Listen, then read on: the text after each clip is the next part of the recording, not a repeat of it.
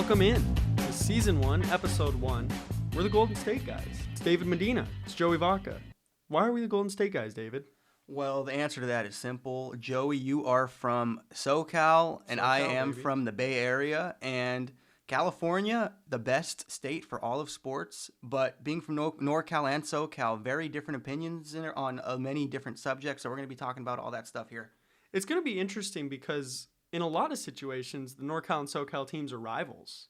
So, I mean, right now you're wearing a Giants hat and I'm wearing a Dodgers hat. So we're going to bring in two sharp conflicting opinions on a lot of different topics. And hopefully those two different perspectives are going to put out for some interesting content. So we look forward to having many conversations over what's going on in the world of sports. And hopefully those two rival perspectives and two conflicting opinions are going to push for some interesting discussions. Yeah, I'm really looking forward to this. It's going to be a lot of fun. We got a lot of fun topics on deck, so stay tuned. So starting off, it's time for the NFL Combine. We got guys working out. I think they're running the 40-yard dashes today, so it's always an exciting time in the NFL. But we still have a while to go for the regular season. One thing that I wanted to talk about, though, is there's 8 divisions in the NFL. 4 in the NFC, 4 in the AFC. Now we're going to have a conversation about which is the best and most complete division in the NFL from top to bottom. And so just right off the top of your head, who do you feel, David, is the most complete division in the NFL? Oh, that's not even a question. That's going to be the NFC West. The NFC West from top to bottom is absolutely stacked. They were a great division this past year, and they're going to be even a better division this upcoming year, I believe. So I am going to agree with you there in the NFC West. And while my team, being from LA, I'm the Rams, my allegiance is to the NFC West. But to make things clear for the audience, yours is not. Yeah, so I am from the Bay Area, but I am not a Raider or Niner fan. I'm actually a Colts fan because of Andrew Luck. I got to see him play at Stanford. So a lot of times I will be a little biased towards AFC, it seems like. But no, when I have to talk about the best division of football, it's not even a question. It has to be the NFC West. And it's weird because a lot of people may like to throw out the fact that, the Arizona Cardinals, well, they were a pretty bad team going forward this season, but there's a lot of promise on that team. They're looking to maybe draft a wide receiver in this upcoming draft. Now, this class is stacked. You got guys like Jerry Jeudy, Ruggs, and then Michael Pittman from USC. You got CeeDee Lamb from Oklahoma. He's a stud. And not to mention, local guy from Arizona State, Brandon Ayuk. They already have, his name's Christian Kirk. Yeah, Christian Kirk out of Texas A&M. Texas A&M, paired with the Offensive Rookie of the Year in Kyler Murray. So despite the fact that their record wasn't super hot, they still put out the Offensive Rookie of the Year. He was their number 1 overall draft pick in 2019. New head coach in Cliff Kingsbury. There's a lot to look forward to for this Cardinals team, and I think they're going to compete in this division. Just last year, they gave the Niners 2 really good games that went down to the end in those divisional matchups in the middle of the season. And so when you talk about from top to bottom, at the top of this division was the NFC champion San Francisco 49ers. And the Seattle Seahawks made the playoffs as a wild card. So it was no question that the NFC West was going to put out at least 2 playoff teams, right? It was either the Seahawks or the Niners. Whoever won, the division would go in. Whoever lost was going to be in the wild card. Yeah, and the Rams 9-7, but they were a top 5 talented team in the NFL. There was just a few close games at the end where they just couldn't finish them off. And then the Cardinals 5-10-1, but they are better than their record says. Yeah. When you look at it, they had a tie against Detroit when they were down by 16 points in the fourth quarter. Forced overtime. They went into Baltimore, lost 23-17. Kyler Murray actually had a chance, had the ball at the end of the game. Unfortunately, I remember that game. They were on their own 5-yard line and it was just a tough situation. But like you said, took the Niners to the brink. They barely lost to Tampa Bay. They barely lost to Pittsburgh. They barely lost to Los Angeles. So even though the Cardinals had a 5-10-1 record, Kyler Murray made them a very competitive team this year. And you give him some weapons. Kenyon Drake, we'll see if the Cardinals re-sign him. He was a big part. But this Cardinal team has a lot of potential going forward. And Cliff Kingsbury, he and Kyler Murray are almost a match made in heaven, in my opinion. Really, they really are. They're going to complement each other very well.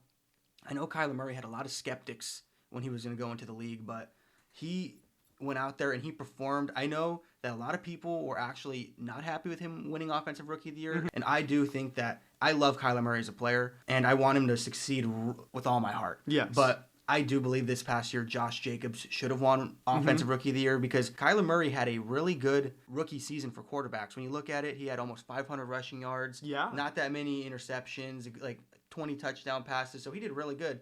But Josh Jacobs had a good season, not just for rookie running backs, but just for running backs in general.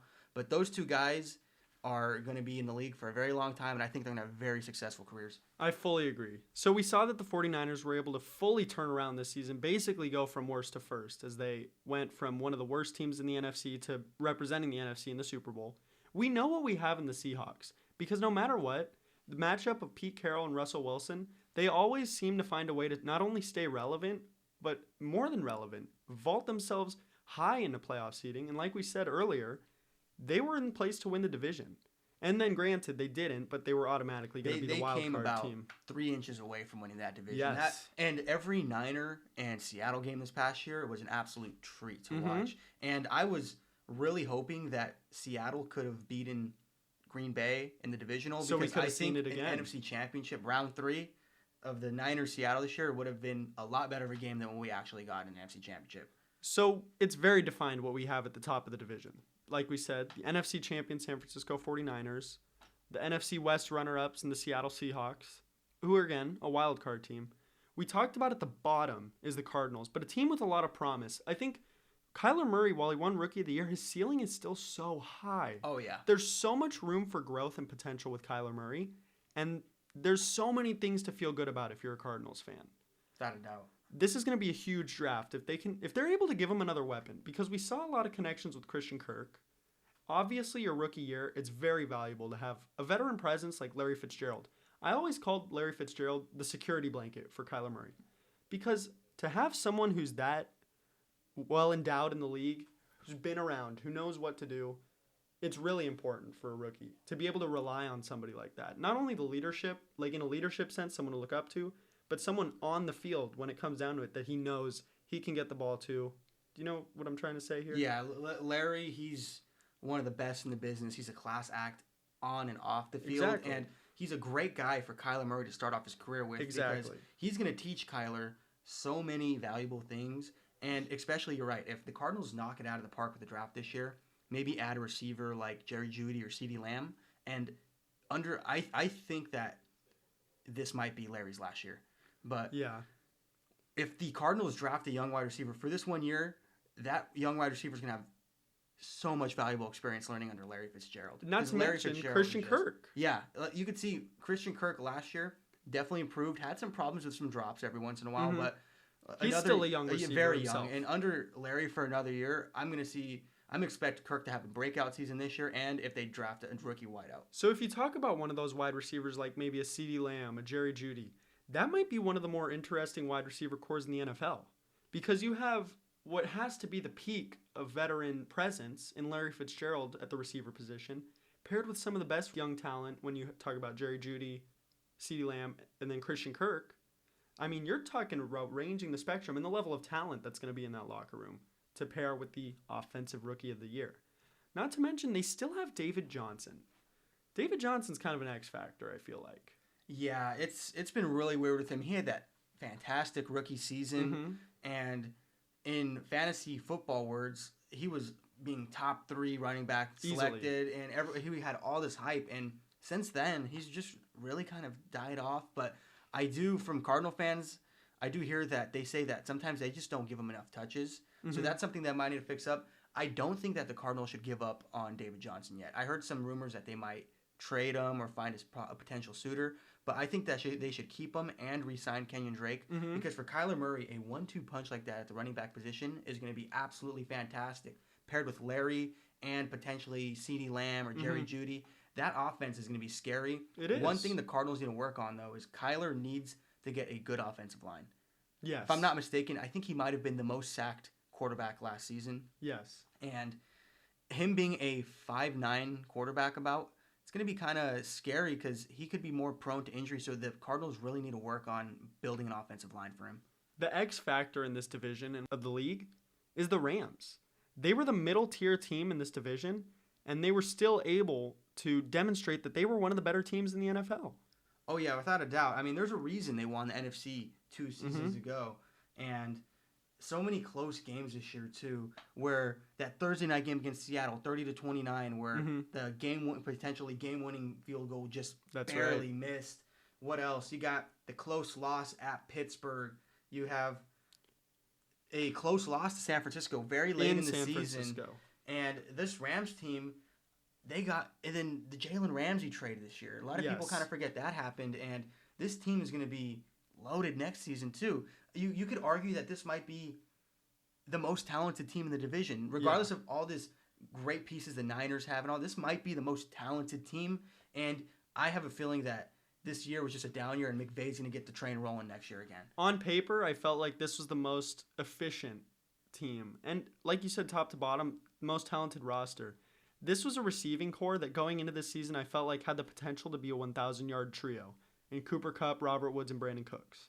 So the year before, Cooper Kupp went down with an ACL injury, but both Brandon Cooks and Robert Woods had over 1,000 yards each. And Cooper Kupp was on pace for 1,000 yards. Yeah, it was a big loss. I do think he never gets hurt.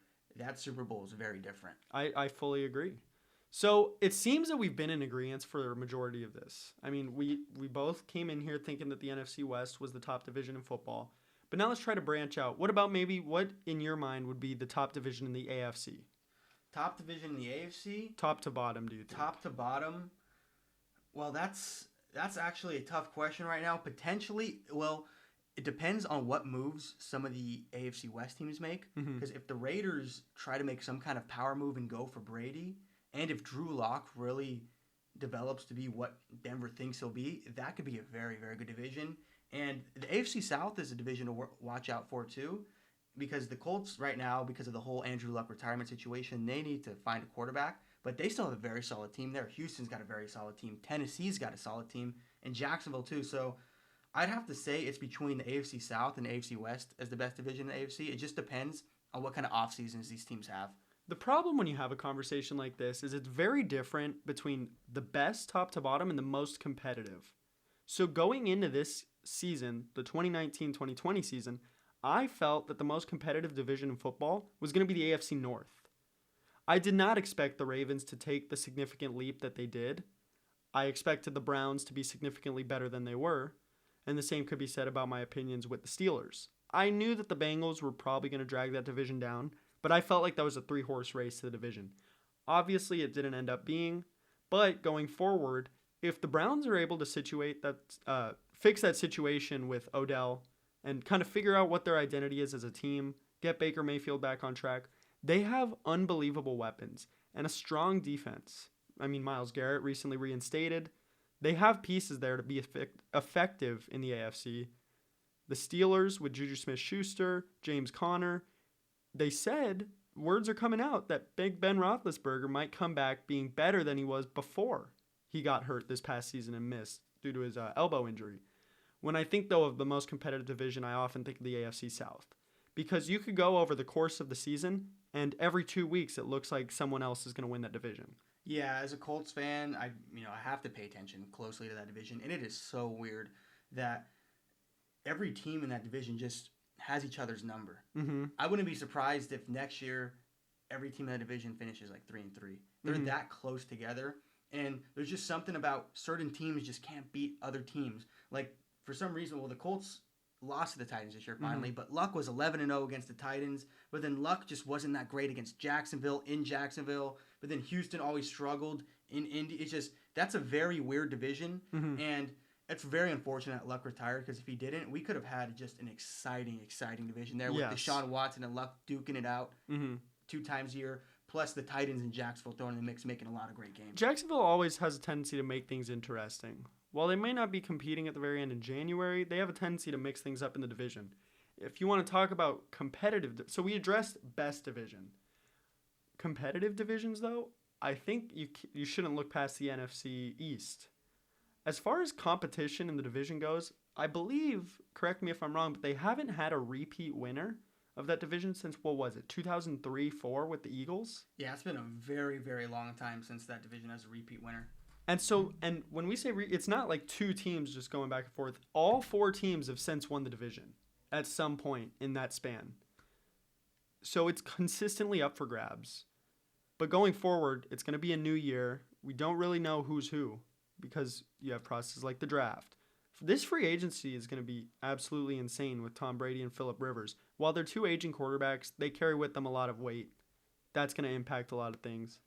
Drew Brees is coming back to New Orleans for another season. Jameis Winston had eye surgery, so don't sleep on the NFC South as a competitive division. The Panthers said that they're going to stick with Cam Newton. But when you look at the best division top to bottom, it's got to be the NFC West. Yeah, you should look at all the talent, all the competitiveness, just all together. I could see three teams from the NFC West making the playoffs next season, and don't act surprised if somehow the Cardinals maybe sneak into a wild card spot at maybe 9-7, 10-6, because if they have a great offseason, like you said, they got the talent in Kyler Murray and the coaching in Cliff Kingsbury to make some noise. I fully agree that three NFC West teams could make the playoffs. The only problem is I don't know which three they are. The Cardinals could take a significant step forward. The Rams were just short of making it this year. So they were a game away from making it three teams in the NFC West in the playoffs this year. It's going to be interesting to see what the Cardinals do in the offseason.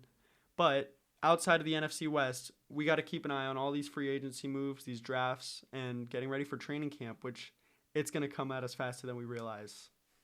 Yeah, like you said, combine starting today, draft right around the corner. I believe in 2 weeks or so, free agency starts. Yeah. And that's going to be, the whole NFL can get turned upside down in this free agency. Yeah. It's going to be a very exciting few months.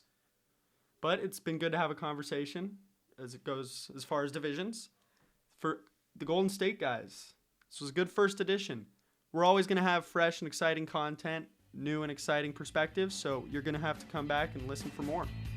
This is David Medina and Joey Vacca signing off.